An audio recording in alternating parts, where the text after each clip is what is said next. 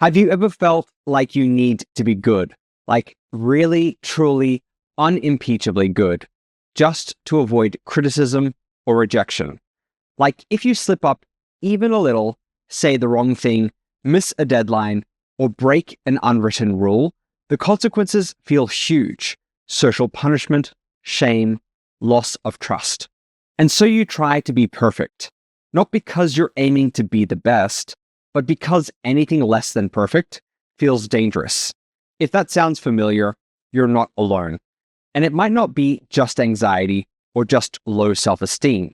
You might be living with a form of moral perfectionism, one that's actually a trauma response, especially if you're autistic, ADHD, or both. Hi, I'm Essie. I'm an autistic and ADHD therapist. And in this video, we're going to talk about why so many neurodivergents develop moral perfectionism, how black and white thinking protects us, but also hurts us, and what we can do to step out of that cycle and find a softer, more forgiving way to live.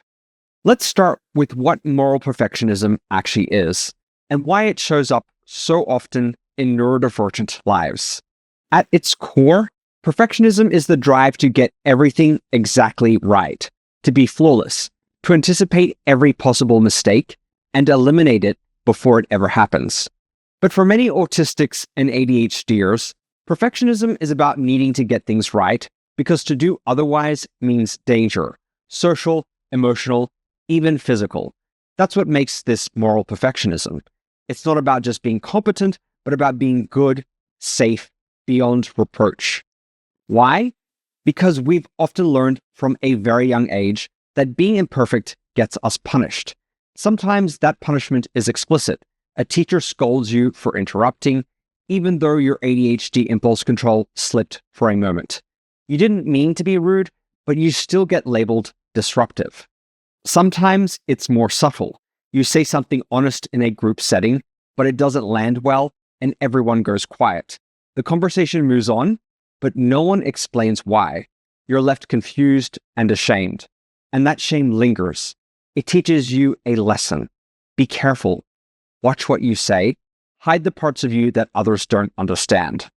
Over time, these moments accumulate. They send us a message. You're not allowed to mess up. So we start building a system of rules. If I can just figure out what's expected of me, I can follow it. I can avoid the next social injury. I can be good. And that's where perfectionism takes root as a form of armor. And this kind of perfectionism is exhausting because the rules keep changing. What's acceptable in one context might get you shamed in another. You might think you're doing everything right, only to find out that you've missed something invisible, something unspoken, and now you're being judged for it. So you double down, you try harder, you become more vigilant, you obsess over ethics, correctness, fairness, because if you can just stay on the moral high ground, maybe no one will punish you.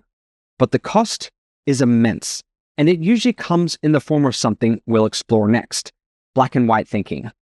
Black and white thinking, sometimes called all or nothing or binary thinking, is when things feel like they can only fall into one of two categories: good or bad, right or wrong, safe or dangerous, success or failure. There's no gray area, no in-between, no room for ambiguity or nuance. You might hear that and think, well, that sounds rigid. But I want to be very clear that this kind of thinking often starts as a survival strategy.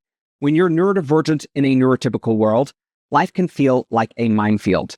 You never know when something small, something you didn't even know was a rule, will trigger a big reaction. Maybe you said something blunt without realizing it came off rude. Maybe you missed a deadline because time blindness kicked in, and now your job's on the line. Maybe you didn't pick up on a social cue, something subtle like a raised eyebrow or a shift in tone, and suddenly someone's upset with you, but they won't explain why.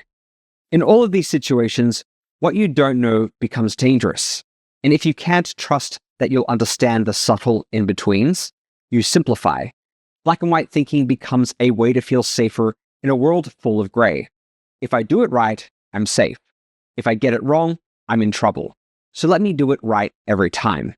But yes, the world is gray, and those rigid mental categories eventually trap you.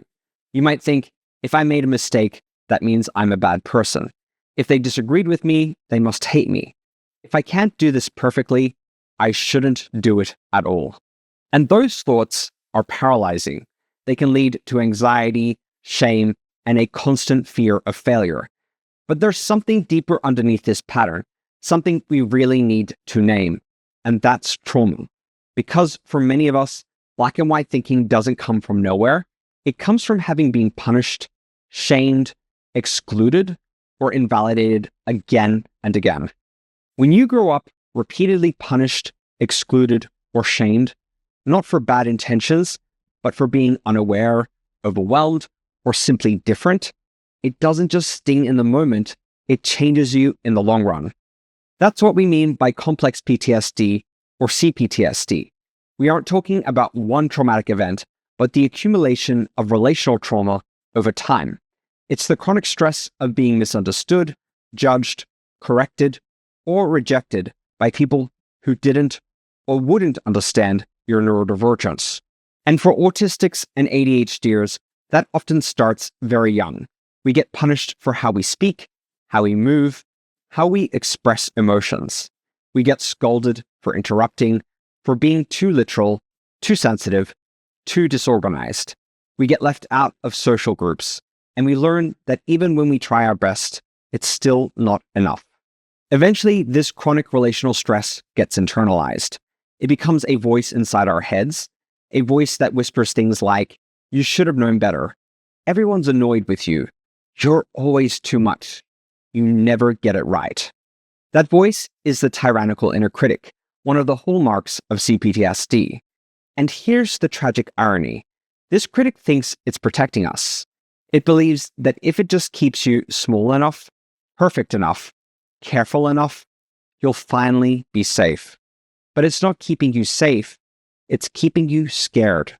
It doesn't allow for mistakes, for uncertainty, or learning curves. It only allows for black and white success or catastrophic failure. And that makes it impossible to grow. What starts as a survival strategy becomes a mental prison. And if you've ever had the experience of replaying a conversation you had with someone over and over for days, or being stricken with shame for weeks over a tiny social misstep, or assuming someone's mad at you when they're just, say, distracted, that's this inner critic at work. It's often loudest when we're already vulnerable, tired, overstimulated, or navigating a social world we've been told we don't belong in.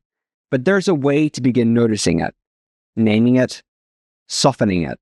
And that journey starts by understanding how this critic doesn't just stay in your own mind, it can start to shape how you see other people too. So far, we've talked about how perfectionism shows up internally, the pressure we place on ourselves to get everything right all the time. But what happens when that pressure doesn't stay inside? Often, that same rigidity we apply to ourselves begins to extend outward, toward other people, toward the world. That's when moral perfectionism becomes not just a self-punishing loop, but a framework through which we judge others. And it's important to say, this isn't because we're mean or intolerant or self-righteous, it's because we're wounded. When you've been punished for ambiguity your whole life, nuance feels unsafe. When you've survived by adhering to strict rules, people who don't follow those rules can feel threatening, even if those people are just being human.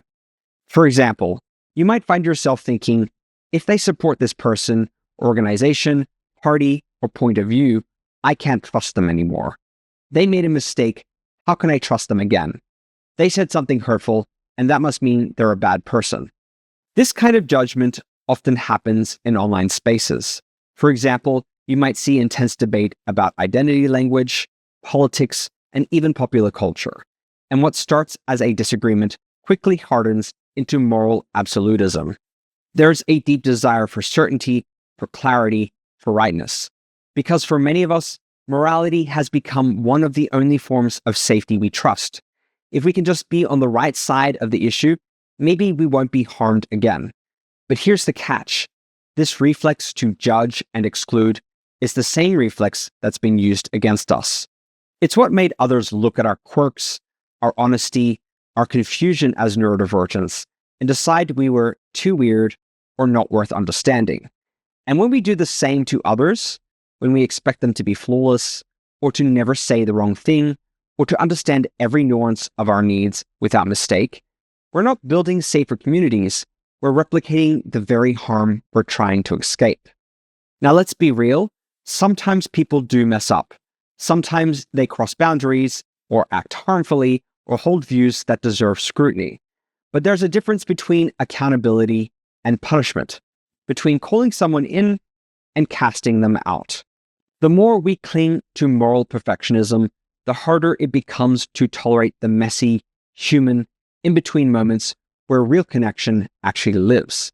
And nowhere is that more complicated than in relationships, especially therapeutic ones. So let's talk about how this plays out in my role as a therapist working with other neurodivergents. As a therapist who is both autistic and ADHD, I try to show up in my work with honesty and transparency. I let clients see my thought process. I'll explain why I'm suggesting something. I even share pieces of my own neurodivergent experience because I believe therapy should be collaborative, not hierarchical. But the thing is, being open as a therapist also means I become vulnerable to something called transference. Transference is when a client projects past experiences, especially painful or unresolved ones, onto the therapist. It's not a flaw, it's not intentional, it's something we all do, especially when we're unpacking trauma. And for neurodivergent clients who've experienced years, decades even, of being misunderstood, judged, or shamed by authority figures, that fear doesn't just disappear in therapy. Sometimes it intensifies. Clients might interpret a suggestion as criticism, or a self-disclosure as inappropriate, or a moment of neutrality as abandonment. And when perfectionism is in the mix, the stakes feel sky high. There's no room for a therapist to make a mistake, or even just be imperfectly human. I've had clients withdraw without explanation after a single session that didn't meet their expectations. I've been on the receiving end of harsh judgments where the assumption was, if he got this wrong, he must be a bad therapist. That's moral perfectionism showing up in the therapeutic space. And I want to stress that I'm not here to blame clients. These reactions come from pain and from a lifetime of having to be hypervigilant, from navigating a world that hasn't felt safe or forgiving. But therapy is a human relationship. It's built on trust, communication both ways, and rupture and repair. When moral perfectionism blocks repair, growth gets stuck. I've used therapy as an example, but this pattern shows up also in friendships, work relationships, family dynamics, anywhere we've been hurt before and are trying not to be hurt again. The reflex is understandable. I've been punished so many times for not being perfect, I won't let anyone else hurt me like that again. But in doing so, we risk cutting off connection. We risk retreating into isolation and defensiveness and calling it safety. So what can you do if you're listening to all of this and thinking, oh no, that's me? First of all, pause. Breathe. You're a human being with trauma, a human being whose brain learned to survive in a world that hasn't always been safe or fair.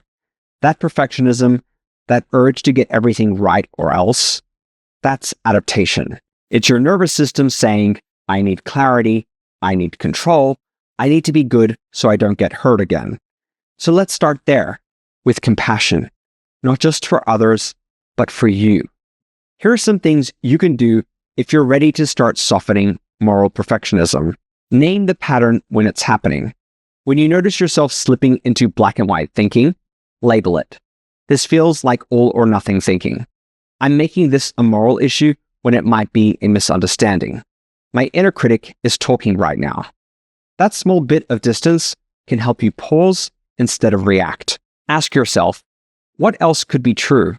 Practice mental flexibility by asking questions like, is there more than one interpretation here? Could this person have meant well, even if they messed up? Am I catastrophizing because I feel unsafe? These questions don't excuse harm, but they create space to respond with nuance. Recognize the voice of your inner critic. If you're harsh towards others, chances are you're even harsher toward yourself. That voice that says they should have known better often sounds like you should have known better too. So try this. When the critic shows up, thank it. Say, I know you're trying to protect me, but I don't need punishment. I need support. Then ask yourself, what would support look like in this moment? Practice repair, not punishment.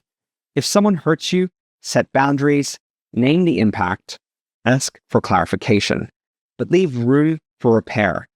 And if you make a mistake, resist the urge to disappear or over-apologize.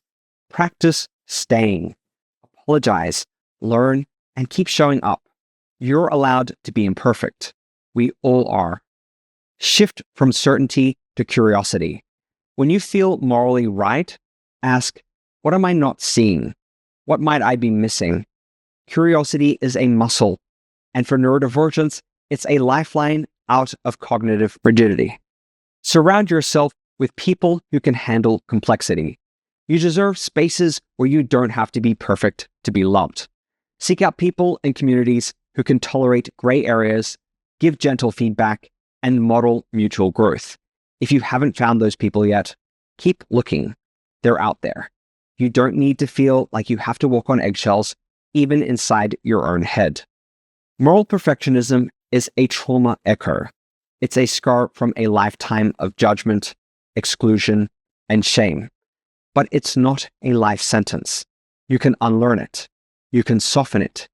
You can be ethical without being rigid, principled without being punishing, and safe without being isolated.